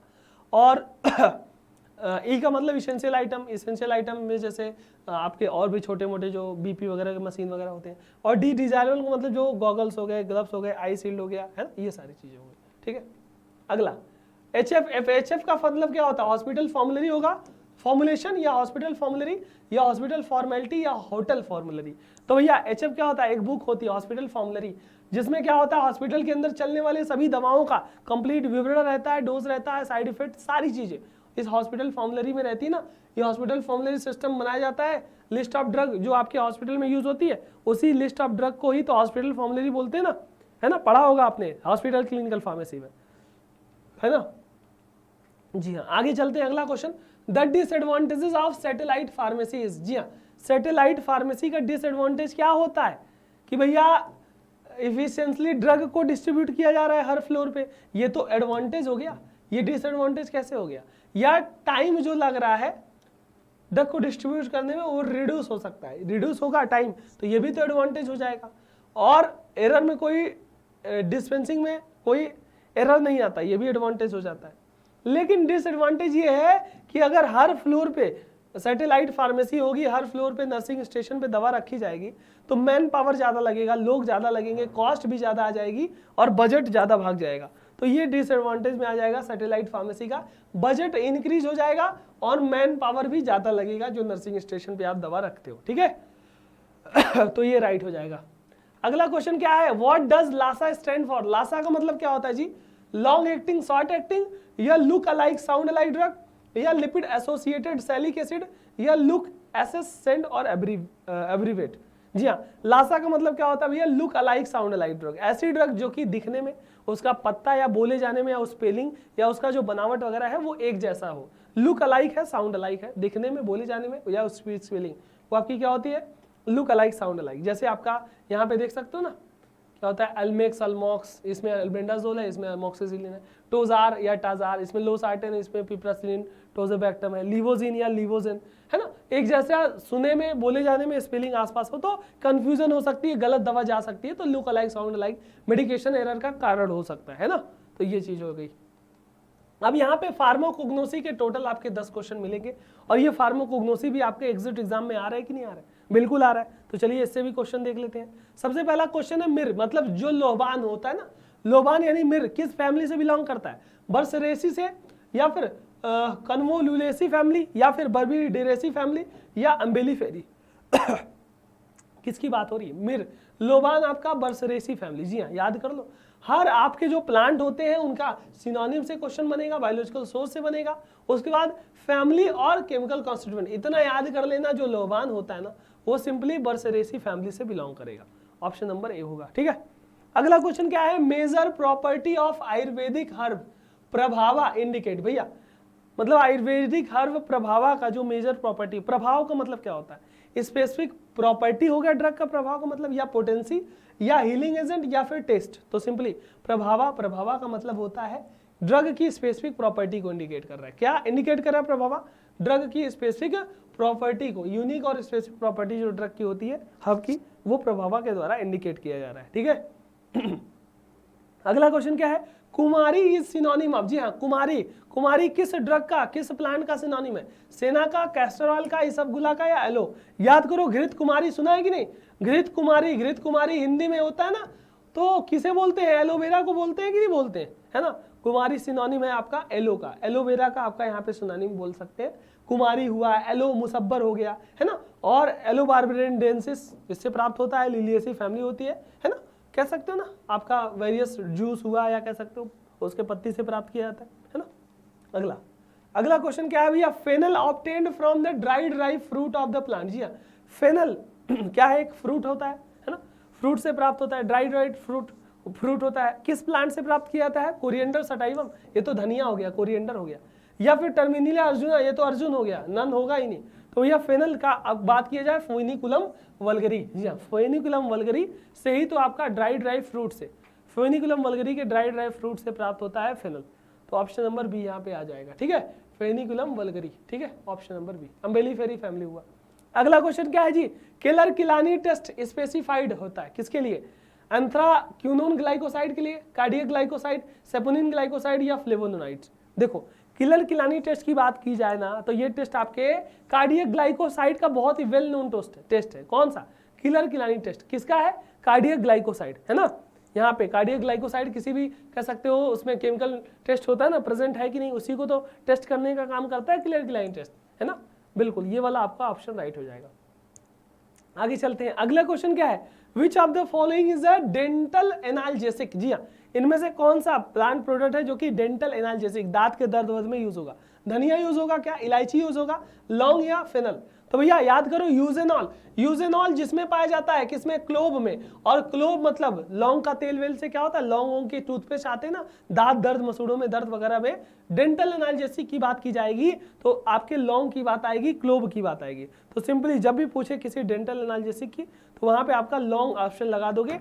ये एज आपका डेंटल केयर में, डेंटल एनाल्जेसिक टूथपेस्ट वगैरह में यूज में लाया जाता है। ठीक है हाँ, आगे चलते हैं। अगला क्वेश्चन क्या है, the chief active chemical constituent of the cardamom. जी हाँ, इलायची में चीफ कॉन्स्टिट्यूएंट क्या होगा, यूजेनॉल, ये तो क्लोव का है, मिरिस्टिन, ये भी नहीं है, कैमिफ्रेफेरॉल, ये भी नहीं है। जी हाँ, अगर हम बात करते हैं कार्डामम इलायची का चीफ कॉन्स्टिट्यूएंट सिनियोल है। क्या है जी, सिनियोल आपके इलायची का चीफ कॉन्स्टिट्यूएंट हो गया। ऑप्शन नंबर डी क्या होगा, सिनियोल आपके इलायची में चीफ कॉन्स्टिट्यूएंट पाया जाता है। ठीक है वेलाटाइल होता है, वोलाटाइल ऑयल। अगला क्वेश्चन क्या है भैया, पोडोफाइलम का यूज क्या होता है। पोडोफाइलम कैंसर को ट्रीट करता है, कब्ज को ट्रीट करता है, गाउट गठिया रोग को ट्रीट करता है, या फिर हार्ट फेल्योर को ट्रीट करेगा। जी हाँ, अगर हम पोडोफाइलम की बात कर लेना, ये मेनली जो कैंसरस सेल होती है कैंसर वगैरह में दिया जाता है पोडोफाइलम, है ना, एंटी ट्यूमर एक्टिविटी होती है, कैंसर को ट्रीट करता है भैया, एंटी ट्यूमर एक्टिविटी होती है किसकी, पोडोफाइलम की, में एपल भी बोला जाता है ना। अगला क्वेश्चन क्या है, what does organoleptic evaluation use to evaluate medication. भैया मेडिकेशन को इवैल्यूएट करने के लिए जो ऑर्गेनोलेप्टिक इवैल्यूएशन में हम किसके द्वारा उसको इवैल्यूएट करते हैं, ऑर्गेनोलेप्टिक का मतलब केमिकली इवैल्यूएट करते हैं क्या, या माइक्रोस्कोपी के द्वारा इवैल्यूएट करते हैं, या सेंसरी ऑर्गन के द्वारा, या बायोलॉजिकल टेस्ट। देखो ऑर्गेनोलेप्टिक की बात की जा रही तो स्मेल करके, देख करके, सूंघ करके, टेस्ट करके, मतलब सेंसरी ऑर्गन के द्वारा इवैल्यूएशन करना क्या कहलाता है, ऑर्गेनोलेप्टिक इवैल्यूएशन, सेंसरी ऑर्गन के द्वारा। ठीक है, तो यहाँ पे क्या होगा, सेंसरी ऑर्गन की जहां पे बात आएगी ना तो आपके ऑर्गेनोलेप्टिक इवैल्यूएशन की बात आएगी।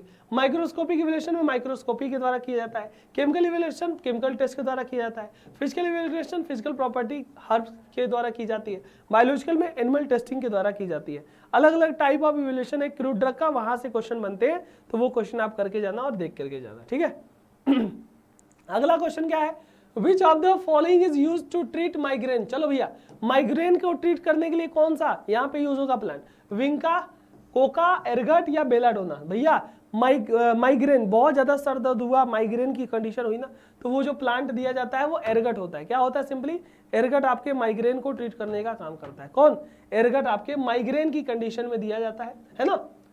ठीक है, साइकोमिमेटिक इसकी एक्शन होता है, प्रॉपर्टी होती है, साइक्रेटिक ऑब्स्टेट्रिक्स में यूज होता है। अब यहाँ पे 10 क्वेश्चन आपके केमिस्ट्री के होंगे। चलिए ये फार्मास्यूटिकल केमिस्ट्री भी एग्जिट एग्जाम में आ रहा है, तो यहाँ से भी क्वेश्चन देख लेते हैं जी, है ना क्या है जी, पूछा गया है the point where a chemical indicator such as phenolphthalein indicator shows colour is known as. जी हाँ, जब भैया टाइट्रेशन करते हो तो जो इंडिकेटर कलर देने लगता है, इंडिकेटर जब कलर देना स्टार्ट करता है वो पॉइंट को क्या बोलेंगे, एंड पॉइंट बोलेंगे, इक्विवेलेंट पॉइंट बोलेंगे, मोलैलिटी या फिर नॉर्मेलिटी। देखिए भैया जब आपका सोल्यूशन कलर देने लगता है, केमिकल इंडिकेटर कलर शो करता है, एंड पॉइंट पे ही तो शो करेगा, किस पे, एंड पॉइंट पे ही तो कलर शो किया। तो सिंपली आपका यहाँ पे ऐसा पॉइंट जहां पे कोई टाइट्रेशन के दौरान कलर दे दिया, कलर चेंज हुआ, फिनोल्फ्थालीन इंडिकेटर कलर चेंज करता है कि नहीं, तो वो आपका एंड पॉइंट हुआ, एंड पॉइंट। ठीक है, अलग अलग देखो, मोलैलिटी नॉर्मलिटी ये सब तो अलग हो गया ना, एंड पॉइंट ही होगा। अब यहाँ पे गिवन स्ट्रक्चर क्या भैया, एक भैया 6 member benzene ring, 5 member NH, pyrrole है, इंडोल है, इंडेन या फिर पाइराजोल। चलो भैया कौन सा रिंग है, इंडोल रिंग ही तो है ना, एक आपके बेंजीन की रिंग है, 5 मेंबर रिंग है, इंडोल एल्कोलाइड, इंडोल रिंग। ये आपका फ्यूरॉन में 5 मेंबर बेंजीन रिंग वो है, NH आपका पाइरोल रिंग है 5 मेंबर में, पाइराजोल में NHN यहाँ पे इस पोजीशन पे है। ठीक है, तो ये सारे रिंग से भी क्वेश्चन आते हैं केमिस्ट्री में, उसको भी आप करके जाना। अगला क्वेश्चन क्या है, चलो भैया ये क्वेश्चन दिख गया, फिर से देख लो। लेसिक्स किसका ब्रांड नेम है भैया, फ्यूरोसामाइड का या फिर बेम्ब्यूटेरॉल का या बीटा लैक्टोन का या बीटा ऑक्सॉल का। जी हाँ, किसकी बात हो रही है आपके, हाँ जी आपका लेसिक्स की बात हो रही है ना। लेसिक्स आपका सिंपली फ्यूरोसामाइड का ब्रांड नेम है, किसका है जी, फ्यूरोसामाइड का ब्रांड नेम लेसिक्स है ना। खासकर डायरेटिक है, वेल नोन डायरेटिक है, दिया जाता है फ्यूरोसामाइड 40। कॉस्टिक सोडा किसका सिनोनिम है, सोडियम हाइड्रोक्साइड NaOH का, hydrochloric acid calcium CO3 CaCO7 का या I2 का। चलो भैया कॉस्टिक सोडा सोडियम हाइड्रोक्साइड का नाम सुना है, उसी को तो हम क्या बोलते हैं, कॉस्टिक सोडा भी बोलते हैं। कॉस्टिक सोडा लाई सोडियम हाइड्रेट है ना, NaOH फॉर्मूला है, मॉलिक्यूलर मास 29.97 है, और फिजिकल प्रॉपर्टी में ये सारी चीज देख सकते हो, क्रिस्टलाइन ओडरलेस सॉलिड होता है ना आगे चलते हैं जी। अब यहाँ ये बताओ, एग्जिट एग्जाम का एक टेस्ट चल रहा है, DPE का टेस्ट, वो कहाँ चलता है, हमारे GDC क्लासेस ऐप पे। जी हाँ, कहाँ चलता है जी, GDC क्लासेस ऐप पे चलता है, डेली आपका चलता रहता है, घर बैठे दे सकते हो GDC क्लासेस ऐप पे, है ना। इसमें total 102 topic wise test, exit exam के बूस्टर टेस्ट 13 ठो, 32 आपका सब्जेक्ट वाइज और 23 आपका एग्जिट एग्जाम का मॉडल पेपर। ये सारे टेस्ट आपके लगभग 30 क्वेश्चन से 100 क्वेश्चन के बीच में रहते हैं, कोई नेगेटिव मार्किंग नहीं होती है, 50% लाना कंपलसरी होता है ना। वो टेस्ट आपको सिंपली कहाँ जाना है, GDC क्लासेस ऐप पे चले जाना है, लॉगिन कर लोगे ना तो नीचे आपका होम का सेक्शन आता है, होम के साथ साथ एक बैचेज का सेक्शन आएगा, बैचेज का सेक्शन आएगा तो बैचेज के सेक्शन में एक प्लस का साइन होगा, प्लस के साइन में बैच कोड मांगेगा तो स्मॉल लेटर में DPE, ये बैच कोड डाल देना आप लोग, तो इस कोर्स में जुड़ जाओगे। और इसमें जुड़ जाओगे तो डेली टेस्ट के सेक्शन में जाके रोज रात के 9 बजे से 8 बजे तक आप इस टेस्ट को दे सकते हो और घर बैठे दे सकते हो। ठीक है, तो इसको दीजिए और देते रहिए। ठीक है,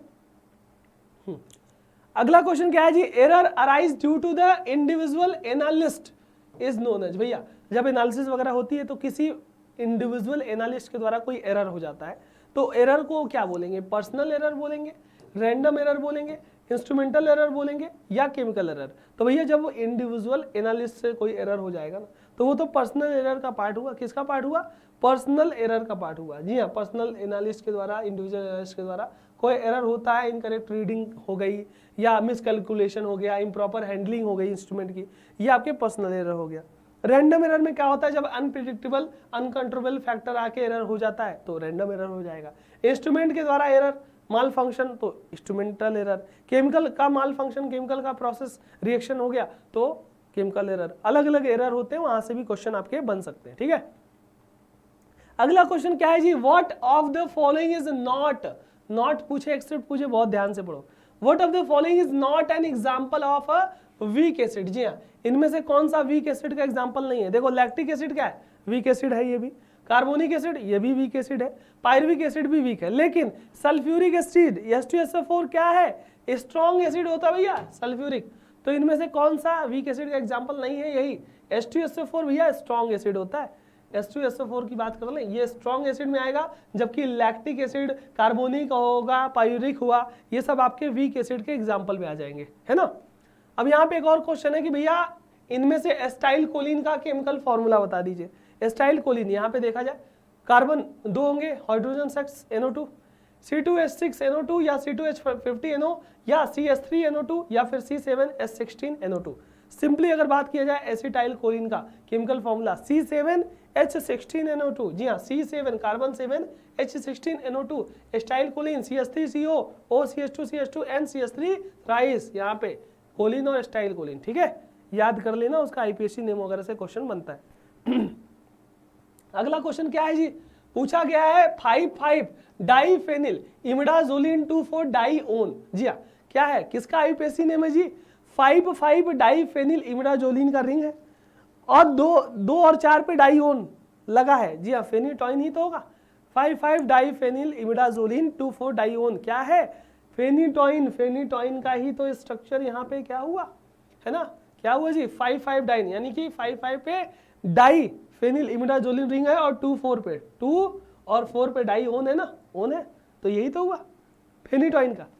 चलिए आगे चलते हैं जी। अगला क्वेश्चन क्या है जी, विच हेट्रोएटम प्रेजेंट इन पिरिडीन। जी हाँ, पिरिडीन में कौन सा हेट्रोएटम प्रेजेंट होगा, ऑक्सीजन होता है, नाइट्रोजन होता है, सिलिकॉन या सल्फर। जी हाँ, अगर हम बात करते हैं पिरिडीन रिंग में आपका नाइट्रोजन हेट्रोएटम प्रेजेंट होगा। क्या होगा, देख सकते हो ना, पिरिडीन में नाइट्रोजन होगा, पिरिडीन में NH, यहाँ में पाइरान में ऑक्सीजन, ऑक्सीजन में ऑक्सीजन।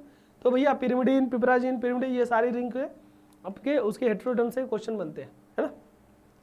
अगला क्वेश्चन क्या है जी, ferrous ascorbate is a combination of. जी हाँ, फेरस और अस्कॉर्बेट किसका कॉम्बिनेशन है, विटामिन सी और आयरन का, फेरिक आयरन और विटामिन बी का, आयरन और HCl का, या आयरन विद H2SO4। जी हाँ, अगर हम बात करते हैं फेरस अस्कॉर्बेट की, simply vitamin C, ascorbic acid, ascorbate vitamin C हो गया, और फेरस का मतलब आयरन हो गया, विटामिन सी और आयरन का ये आपका कॉम्बिनेशन हो गया क्या, फेरस अस्कॉर्बेट। ठीक है, क्या होता है, कितना मॉलिक्यूलर वेट होता है, सिनोनिम क्या होता है, केमिकल फॉर्मूला, ये सब कुछ आप यहाँ से नोटिस कर सकते हो, देख सकते हो। चलिए अब 2 क्वेश्चन आपके DSBM से होंगे, ड्रग स्टोर बिजनेस मैनेजमेंट, ये भी एग्जिट एग्जाम में आ रहा है, तो पुराना ओल्ड सिलेबस से होता है, तो एक ही 2 क्वेश्चन आएगा, ज्यादा नहीं आएगा, इसको भी देख लेंगे तो ये खत्म हो जाएगा। चलिए क्या है जी, बात किया जाए what does CRM stand for. CRM का फुल फॉर्म क्या होता है, कस्टमर रिव्यू मैनेजमेंट या कस्टमर रिलेशनशिप मैनेजमेंट अथवा कस्टमर रेवेन्यू मैनेजमेंट अथवा कस्टमर रिसोर्स मैनेजमेंट। जी हाँ, अगर हम CRM की बात कर लें तो भैया कस्टमर के साथ रिलेशनशिप बनाने का, कस्टमर साथ रिलेशनशिप बोले तो उनको सर्विसेज देने का काम, उनको जो प्रोडक्ट लिए, प्रोडक्ट में जो भी चीज़ें दिक्कतें आ रही हैं, कस्टमर से रिलेशन मैनेजमेंट स्थापित करना, ये एक CRM का होता है ना, ये बिजनेस की प्रोसेस होती है। CRM क्या होता है, बिजनेस की प्रोसेस होती है ना। वहाँ पे क्या होता है, कस्टमर के साथ सारा डेटा का साझा और कस्टमर के साथ हर एक फीडबैक लेकर के इंप्रूवमेंट करना, ये सारी चीज़ें CRM यानी कस्टमर रिलेशनशिप मैनेजमेंट के अंतर्गत आ जाती है। ठीक है, अगला और आज का लास्ट क्वेश्चन क्या है इस पूरे मॉडल पेपर का, पूछा गया है the time between placing an order and receiving the order item is known. जब भैया देखो कोई ऑर्डर प्लेस करते हो वो ऑर्डर प्लेस करने से लेकर के ऑर्डर को रिसीव होने के बीच का जो टाइम होता है, उसे लीड टाइम बोलेंगे या सेफ्टी स्टॉक। स्टॉक की बात हो ही नहीं रही है, टाइम की बात हो रही है। इकोनॉमिकल ऑर्डर क्वांटिटी, ये तो इन्वेंटरी कंट्रोल की टेक्निक हो गई, और ये कॉस्ट की भी नहीं हो रही है, सिंपली टाइम की बात हो रही है। तो भैया जब आप ऑर्डर प्लेस करते हो और जब आपको ऑर्डर मिलता है, उसके बीच का जो टाइम होगा ना, लीड टाइम होगा। क्या होगा? सिंपली लीड टाइम होता है। ठीक है, तो भैया जब कोई आप फार्मेसी स्टोर की बात कर लो, ऑर्डर को देना और ऑर्डर को रिसीव करने का बीच का लीड टाइम हुआ। सेफ्टी स्टॉक तो एक ऐसा स्टॉक हो गया जिसपे डिमांड कितना भी आए तो स्टॉक कम नहीं होगा, है ना। इकोनॉमिक ऑर्डर क्वांटिटी इन्वेंट्री की टेक्निक हो गई। इन्वेंट्री कैरिंग कॉस्ट, मंगाने का कॉस्ट हो गया। तो ये सारी चीजें आप देख सकते हो, यहाँ से क्वेश्चन बन सकते हैं। सो ये थे टोटल आपके 100 क्वेश्चन। जी हाँ, 100 क्वेश्चन थे पूरे के पूरे, जो कि ब्रह्मास्त्र सेशन से थे। जी हाँ, किससे थे जी? ब्रह्मास्त्र सेशन से। और ये ब्रह्मास्त्र सेशन आज आपका संडे में है ना, किसमें हुआ है? आपका संडे में हुआ है। ठीक है, एक बार देख लेते हैं। चलिए, ये ब्रह्मास्त्र सेशन आपका संडे को हुआ है। संडे 18 तारीख को छुट्टी थी, तो ये रिकॉर्डिंग के फॉर्म में आपको मिला।